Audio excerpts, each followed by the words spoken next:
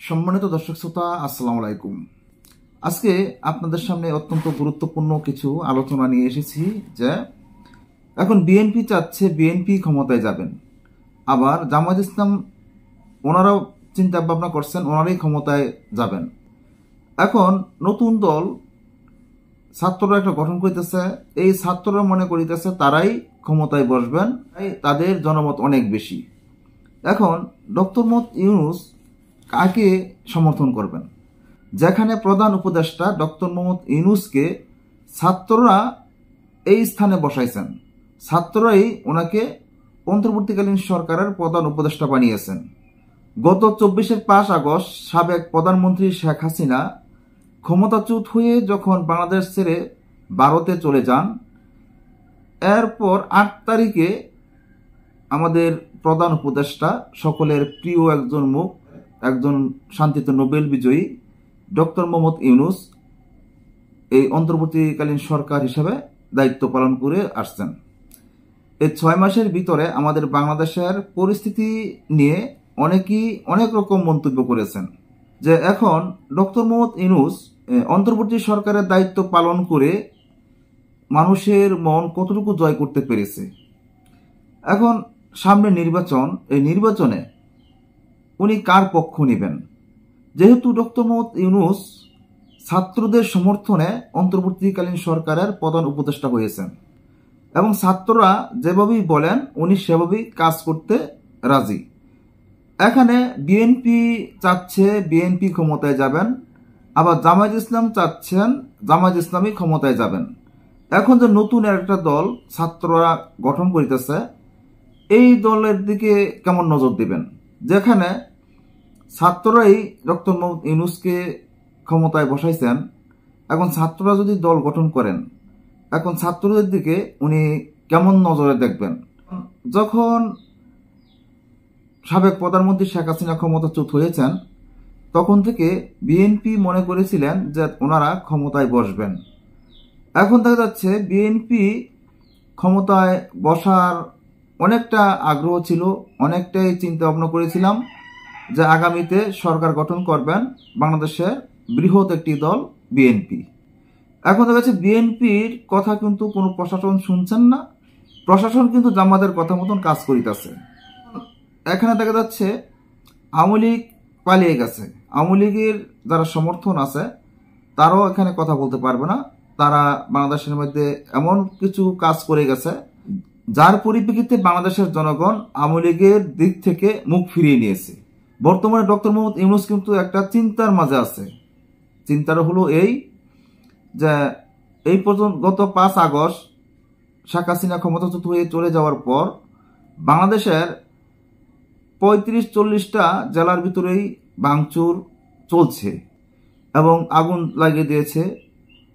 5 August Dhaka Dhanmondi 32 নম্বর যে বাড়িটি, সেই বাড়িতে আগুন দেওয়া হয়েছে, যে স্মৃতি বিজড়িত যে ঐতিহাসিক বাড়িটি, বাংলাদেশের প্রথম রাষ্ট্রপতি বঙ্গবন্ধু শেখ মুজিবুর রহমানের বাড়ি, যিনি স্বাধীনতার মহানায়ক, ওনার বাড়িতে আগুন দেওয়া হয়েছে।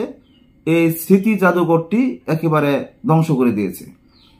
শেষ আবার দেখা গেল 5 ফেব্রুয়ারি 6 মাস পর শেখ হাসিনা ভারতে বসে থেকে একটা বিবৃতি দিয়েছিল যে সে একটি ছাত্র সমাজের উদ্দেশ্যে একটা ভাষণ দিবেন। এই কথাটা শুনেই আবার ছাত্র জনতা খেপে গেলেন। তারপর দেখা গেল খুলনা শেখ হাসিনা চাচার বাড়ি ভাঙলো, ঢাকা ধানমন্ডি 32 নম্বরের বাড়ি চুর করে গেট ভেঙে ভিতরে গিয়ে এক্সকেভেটর এবং বোল্ডোজার লাগিয়ে বাড়িঘর ভাঙা শুরু করেছে, হাতুড় দিয়ে বাইরে ভাঙতেছে। এখন যখন ভাঙাভাঙি শুরু হয়েছে, তখন প্রধান উপদেষ্টা কেন নীরব ছিলেন? এখন এর 20 ঘন্টা, প্রায় 20 ঘন্টা পরে একটা বিবৃতি দিয়েছিলেন, এটা অনাকাঙ্ক্ষিত এবং অনভিপ্রেত, এবং এ বলে একটা দুঃখ প্রকাশ করেছেন। এর কিছুক্ষণ পর আবার আরেকটি বিবৃতি দিয়েছেন যে আইন নিজের হাতে তুলে নেওয়া যাবে না। এরপর আরেকটি বিবৃতি দিয়েছেন শেখ হাসিনা ও আওয়ামী লীগের সম্পত্তি ধ্বংসযোগ্য করা যাবে না। তাহলে দেখা গেল ডক্টর মোহাম্মদ ইউনূস উনি নিজেও স্বীকার হয়েছেন যে এখানে অবশ্যই ধ্বংসস্তব্য কাজ চলছে এবং এগুলো কারা করেছে। এখন দেখা যাচ্ছে এখানে বিশাল বড় ধরনের একটা সংকট দেখা দিয়েছে। এখানে মানবতা বিরোধী সংকট দেখা দিয়েছে, এখানে আইন শৃঙ্খলা রক্ষার একটা সংকট দেখা দিয়েছে, আবার দেখা যাচ্ছে রাজনৈতিক বিষয়ে একটা সংকট দেখা দিয়েছে, আবার দেখা যাচ্ছে আন্তর্জাতিক মহলে একটা সংকট দেখা দিয়েছে। এখন যে সংকটগুলো এখানে দেখা দিচ্ছে, এখন এই সংকটময় দিনগুলো কিভাবে পার করা যাবে। আবার দেখতে পাচ্ছেন গাজীপুর মুক্তিযুদ্ধ বিষয়ক মন্ত্রী মোজাম্মেল হকের বাড়ি ভাঙতে গিয়ে সেখানে সেই ছাত্র জনতা হামলার শিকার হন। এখন সেই হামলার শিকার হওয়ার পর এখানে দেখা গেল পরদিন থেকেই 8 ফেব্রুয়ারি থেকেই অপারেশন ডেভিল হান্ট চালু করেছেন। অপারেশন ডেভিল হান্ট কিন্তু 8 তারিখেই প্রথম চালু করেন। সেই এর আগে কেন অপারেশন ডেভিল হান্ট চালু করেন নাই, এটা নিয়ে কিন্তু আন্তর্জাতিক মহলে অনেক কিছুই বলাবলি চলছে। এই দিক দিয়ে সবকিছু ভাঙচুর করার পর দেখা গেল অপারেশন ডেভিল হান্ট নামে একটা অপারেশন চালু করেছেন। এই অপারেশনে যারা যারা এখানে ছাত্র জনতার উপর আক্রমণ করেছে এবং সেখানে সন্ত্রাস মুক্ত করতে হবে গাজীপুর থেকে, যেখানেই সন্ত্রাসী কার্যকলাপ চলছে সবকিছুই তুলে ধরতে হবে এবং সেই সন্ত্রাস মুক্ত করতে হবে। এই জন্য অপারেশন ডেভিল হান্ট নামে এই কার্যক্রম চালু করেছে। এখানে যে ধানমন্ডি 32 নম্বরে যে হামলা চলেছে, সে হামলাগুলো কেন করা হয়েছে, হামলার কারণ কি, এখানে এইভাবে ভাঙচুর করবেন নাকি দেশ সংস্কার করবেন। এখন দেখা যাচ্ছে সংস্কারের চাইতে ভাঙচুরই বেশি চলছে। গ্রামের মানুষগুলো কিন্তু খুবই ভয়ে আছে, তারা ভাবতেছে দেশের পরিস্থিতি খুবই খারাপ, কিনা দিনই হয়ে যায়। আওয়ামী লীগ থাকবে না, তো আওয়ামী লীগ এই দেশে আর আসতে পারবে না। আওয়ামী লীগ সবকিছু ধ্বংস করে দিয়েছে। আওয়ামী লীগের যে কৃতকলাপগুলি আছে, আওয়ামী লীগের আগের যে কৃতকলাপ পড়ে গেছে, এটা কারো পছন্দ নয়।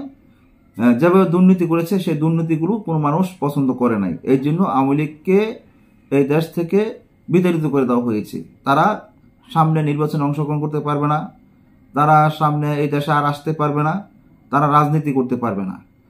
এবং ছাত্রলীগের যে দল, এটা নিষিদ্ধ করে দেওয়া হয়েছে। নিষিদ্ধ ছাত্রলীগেরা মাঠে আর কোনো কথা বলতে পারবে না। এবং শেখ হাসিনা ও আওয়ামী লীগের সম্পত্তির উপরে ধ্বংসযোগ্য কোনো ঘটনা চালানো যাবে না, এমন ধরনের কথাই বলেছেন। এখন সামনে যে নির্বাচন আসতেছে, সেই নির্বাচনে কোন দিকে কাকে এই নির্বাচনে অংশগ্রহণ করবে এবং ছাত্রদের পক্ষ নেবে নাকি বিএনপির পক্ষ নেবে নাকি জামায়াতের পক্ষ নেবে, এ নিয়ে আর বেশি কথা বলছি না। আজ এই পর্যন্তই। আল্লাহ হাফেজ।